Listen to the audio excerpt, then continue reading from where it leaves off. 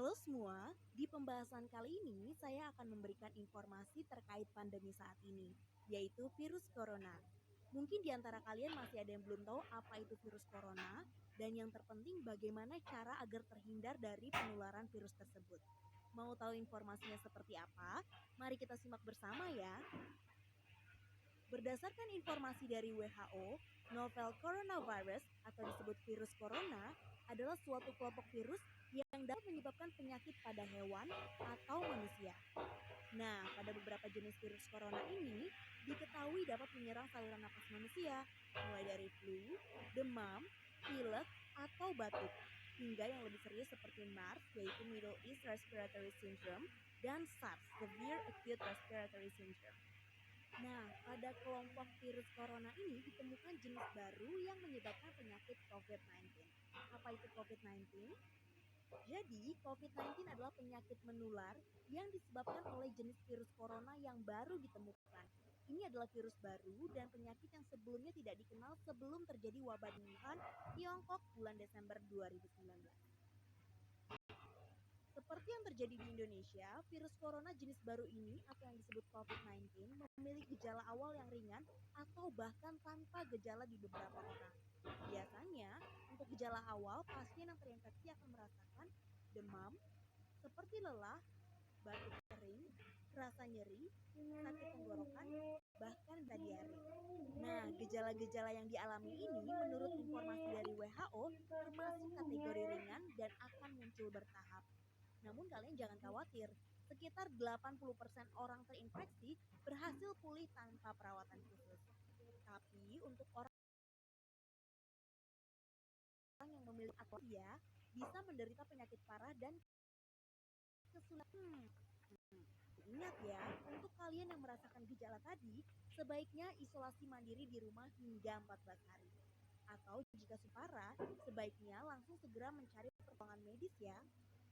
Nah, lalu bagaimana cara penyebaran dari virus ini? Perlu kalian ketahui, COVID-19 bisa menyebar dari orang yang tertular ke orang yang sehat melalui percikan-percikan yang keluar dari hidung ataupun mulut. Dan bisa juga menyebar dari benda-benda yang sudah terkena percikan tadi. Intinya, penularan COVID-19 terjadi jika orang sehat menghirup percikan yang keluar dari batuk atau napas dari orang yang terjadi COVID-19. Tapi ingat, virus ini tidak menular melalui udara ya. Hanya saja tetap penting bagi kita untuk saling menjaga jarak lebih dari 1 meter. Berdasarkan informasi tadi, maka kita sendiri yang harus melakukan pencegahan agar tidak tertular atau menularkan ke orang lain. Bagaimana caranya? Berikut ada beberapa cara yang bisa kita lakukan. Pertama adalah sering mencuci tangan menggunakan sabun dengan air bersih selama 4 detik atau cairan antiseptik berbahan alkohol. Yang kedua, jaga jarak setidaknya 1 meter dengan orang yang gejala batuk atau bersin.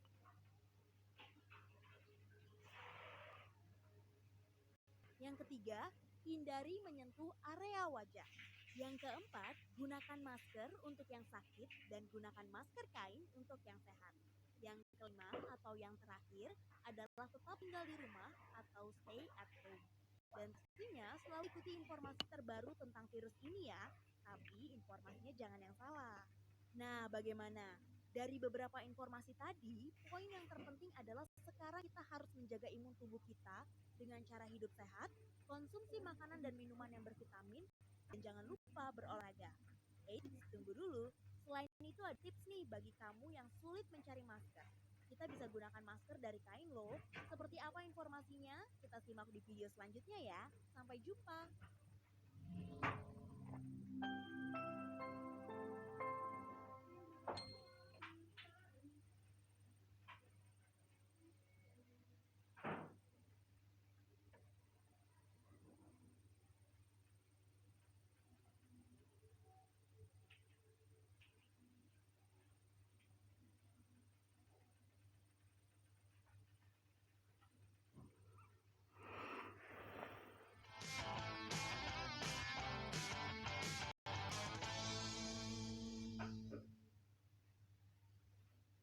Halo semua.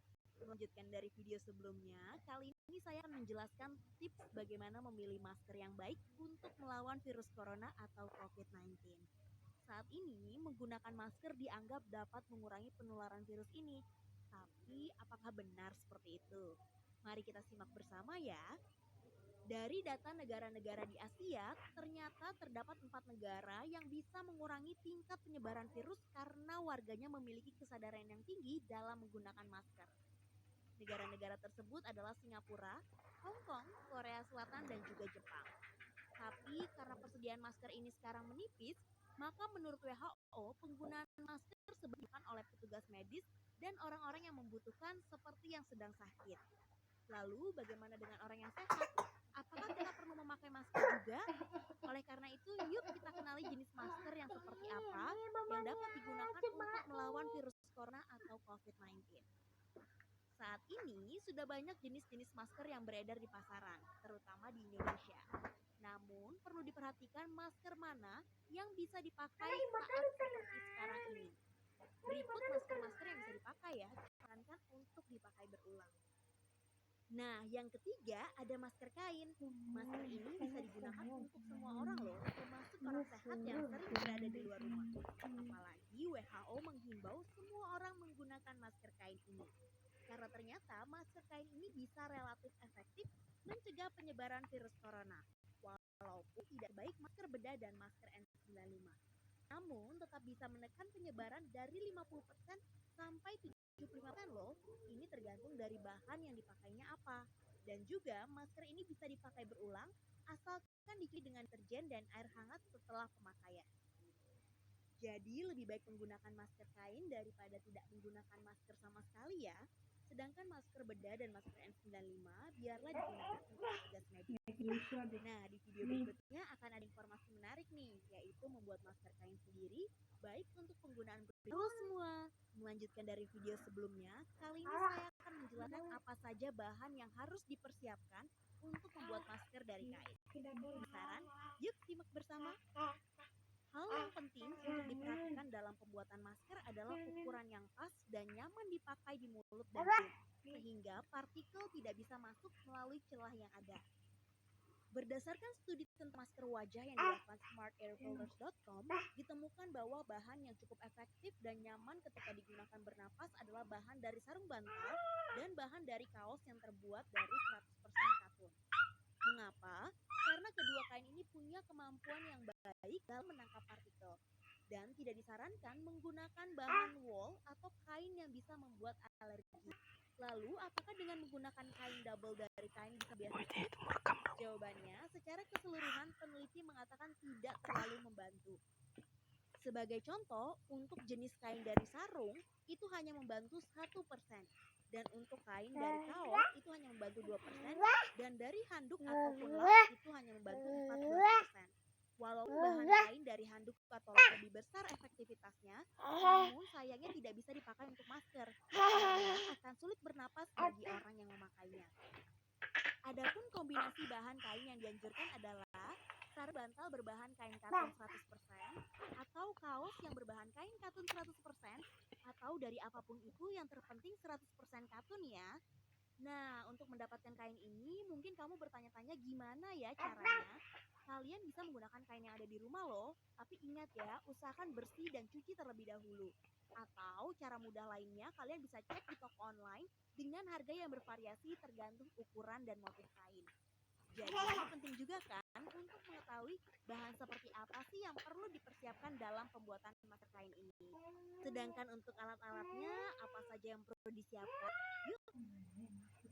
Hai semua, setelah kita tahu bahan apa saja yang dibutuhkan untuk membuat masker kain, sekarang kita lanjutkan mengenai alat apa saja yang perlu dipersiapkan sebelum ke proses langkah pembuatan. Langsung saja ya, kita simak bersama. Alat yang dipersiapkan cukup mudah saja kok, yaitu pertama adalah jarum dan benang. Untuk warna benangnya bisa disesuaikan dengan kebutuhan ya. Kedua, juga bisa digunakan mesin jahit jika kamu sudah punya di rumah dan jika perlu membuat masker dengan jumlah yang banyak. Kemudian yang ketiga adalah peniti atau penjepit. Fungsinya untuk membantu menahan kain pada tempatnya. Jika tidak punya bagaimana? Bisa juga pakai penjepit kertas. Yang keempat, gunting atau cutter. Fungsinya untuk memotong kain. Yang kelima, penggaris untuk mengukur ukuran kain nantinya. Yang terakhir adalah alat setrika yang fungsinya untuk mempertegas pola lipatan pada masker. Namun ini bisa digunakan jika memang perlu.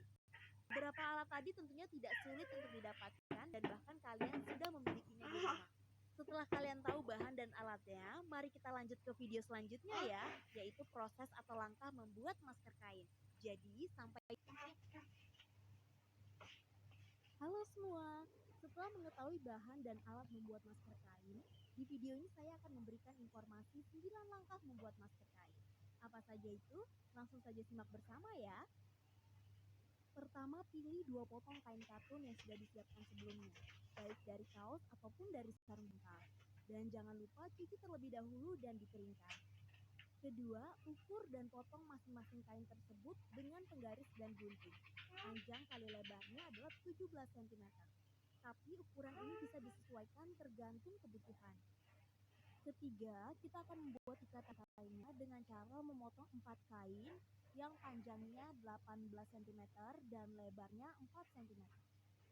Lalu lipat masing-masing kain tersebut dengan cara masing-masing bagian yang panjang dilipat ke tengah. Lalu lipat sekali lagi dengan cara mempertemukan bagian yang panjang. Selanjutnya jahit bagian yang panjang tersebut di tengahnya agar rapi. Yang keempat, ambil salah satu kain persegi yang telah kita potong pada langkah yang kedua, lalu di masing-masing sudut kain persegi tersebut kita kaitkan atau kita penitikan dengan kain persegi panjang yang telah kita buat pada langkah yang ketiga. Kaitkan di bagian salah satu ujungnya ya, sedangkan di ujung yang lainnya pastikan berada di tengah sebelum kita lanjut ke tahap berikutnya. Yang kelima, ambil kain persegi lainnya, lalu sejajarkan dengan kain persegi yang telah terkait dengan kain persegi panjang untuk tali telinga. Selanjutnya, taruh peniti pada setiap sisi-sisinya. Hal ini untuk membuat atau menahan kedua kain tersebut agar nantinya mudah ketika kita menjahitnya. Lalu yang keenam, jahitlah 2 lapisan kain persegi tersebut menjadi satu. Pada saat menjahit, penitinya bisa dilepas satu persatu ya.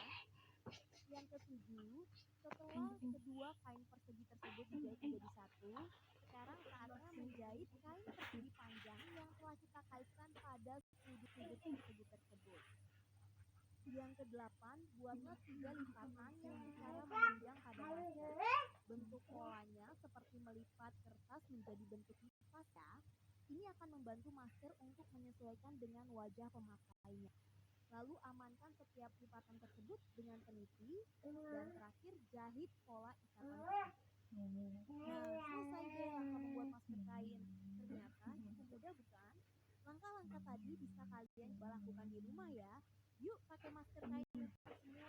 Video berikutnya saya akan memberikan informasi terkait peluang usaha menjual masker kain. Mungkin kalian bertanya-tanya kenapa ini bisa menjadi peluang usaha. Ya, ini bisa dijadikan peluang usaha dikarenakan pada saat video ini dibuat, harga masker bedah yang biasanya seharga 15 hingga 20 ribu, sekarang bisa melonjak hingga ratusan ribu. Masker N95 lebih mahal. Biasanya dijual 400 ribuan per kotaknya, sekarang bisa seharga jutaan rupiah per kotaknya. Dari sini kita bisa mendapatkan penghasilan dari berjualan masker jenis kain. Menarik bukan? Oleh karena itu saya akan bagikan informasi cara menjual secara online. Penasaran? Bagaimana caranya? Mari kita simak bersama-sama. Nah, sudahkah kalian pernah membeli produk di marketplace? Atau sama sekali belum tahu apa itu marketplace? Oke, saya jelaskan terlebih dahulu ya apa itu marketplace. Marketplace adalah sebuah model bisnis di mana situs atau web atau aplikasi tidak hanya membantu mempromosikan produk kalian, tapi juga bisa dipakai untuk transaksi online antara penjual dan pembeli. Contohnya apa? Saat ini kita pasti sudah tahu beberapa e-commerce atau yang disebut perdagangan elektronik. Berdasarkan hasil data informasi kuartal 4 tahun 2019 dari IDEA, Indonesia E-commerce Association, ada 5 besar e-commerce di Indonesia. Yang pertama ada Shopee, kedua Tokopedia, ketiga Bukalapak, keempat Lazada, dan yang kelima Blibli. Ini akan sangat efektif membantu menjual produk kalian tanpa harus memiliki toko fisik dan modal yang banyak. Selain itu, kalian juga bisa gunakan social media untuk memberikan informasi produk yang akan dijual, seperti misalnya Instagram, Twitter, Facebook, dan masih banyak lagi. Oh iya, ada beberapa hal yang perlu diperhatikan dalam menjual produk loh. Sederhana saja, Selain perlu fokus, kalian perlu tahu bahwa penting sekali membuat konten produk, misalnya foto, video, ataupun lainnya. Hal ini agar terlihat menarik oleh calon pembeli. Contohnya nih, konten dalam bentuk foto, kalian perlu memperhatikan kualitas foto. Harus jelas objek produk yang akan dijual. Lalu bisa gunakan properti di sekitar objek foto agar terlihat menarik. Bisa saja seperti vas bunga kecil di meja ataupun pajangan lainnya. Kemudian, caption atau keterangan produk juga harus lengkap dan menarik. Misalnya, untuk masker kain ini kamu bisa mencantumkan caption seperti masker kain anti corona bergaya K-pop. Beberapa poin tadi bisa kalian lakukan dengan coba membuat toko online ya. Di sini saya akan mencontohkan membuka toko online di marketplace seperti di Tokopedia dan Shopee. Contoh pertama, cara mendaftar toko online menggunakan HP. Pertama, install aplikasi Tokopedia. Jika Android, bisa dapatkan aplikasinya di Play Store. Jika iOS, bisa didapatkan di App Store. Jika sudah terinstall, buka aplikasi Tokopedia, lalu pilih daftar menggunakan nomor telepon agar lebih mudah. Masukkan nomor telepon kamu, lalu klik tombol daftar, pilih ya jika nomor telepon sudah benar. Pilih metode verifikasi baik melalui WhatsApp ataupun telepon. Masukkan kode verifikasi yang dikirim ke nomor telepon dan proses pendaftaran selesai. Setelah sudah terdaftar, di sini kalian belum memiliki email dan kata sandi, tapi sudah memiliki nama dan dari ID Tokopedia. Untuk melengkapi email, kata sandi, dan mengubah nama dapat dilakukan di halaman pengaturan ya. Setelah itu untuk membuka toko online di Tokopedia, klik akun toko, klik buka tulisan toko gratis pada menu, masukkan nomor ponsel kalian dan verifikasi dengan nomor OTP yang dikirim ke HP kalian. Masukkan nama pemilik akun, tentukan nama toko dan domain yang menarik, isi survei, lalu masukkan alamat toko lengkap, dan selesai, kalian sekarang sudah punya toko online. Contoh kedua, menggunakan laptop untuk daftar toko online di Shopee. Buka situs www.shopee.co.id. Pada halaman awal, klik daftar, pilih salah satu metode pendaftaran dan ikuti langkah-langkah berikut. Misalkan yang dipilih adalah metode daftar dengan nomor handphone. Masukkan nomor handphone yang ingin kalian gunakan. Pastikan nomor handphone yang digunakan belum terdaftar di Shopee. Lalu masukkan kode verifikasi atau OTP yang diberikan melalui panggilan telepon ke nomor handphone tersebut. Klik lanjut, isi username, password, dan konfirmasi password kalian. Klik lanjut, selesai. Setelah mendaftar, selanjutnya kalian bisa membuka toko online di Shopee. Kembali pada tampilan depan, kunjungi Seller Center, dan pilih pengaturan toko untuk melengkapi profil toko kalian. Kemudian pada profil toko, ada informasi yang perlu diisi, yaitu nama toko. Pilih nama toko yang khas dan mudah diingat yang dapat menggambarkan toko serta produk kalian sesuai dengan panduan penamaan toko dari Shopee. Deskripsi gambar, upload hingga 5 foto dan video untuk memberikan toko kalian identitas brand yang kuat. Deskripsi toko, buat deskripsi singkat dan ringkas untuk menarik pembeli mengunjungi toko kalian. Seperti dapat menambahkan berbagai informasi seperti riwayat toko, tipe produk, atau waktu membalas chat. Jangan masukkan informasi personal seperti email dan nomor handphone atau melakukan transaksi dengan pembeli di luar Shopee. Setelah itu, klik simpan dan selesai. Dan sekarang kalian sudah memiliki toko online baik di Shopee dan di Tokopedia. Selanjutnya, kalian tinggal upload foto produk kalian ke toko online yang sudah dibuat dan lakukanlah promosi di sosial media kalian. Nah, selesai sudah informasi tips menjual masker kain secara online. Video ini juga merupakan video terakhir di kelas membuat dan menjual masker kain melawan virus corona. Harapan saya, kalian bisa menerapkan informasi ini untuk membuat dan menjual masker kain ya. Dari saya, salam sukses dan terus semangat. Sampai jumpa.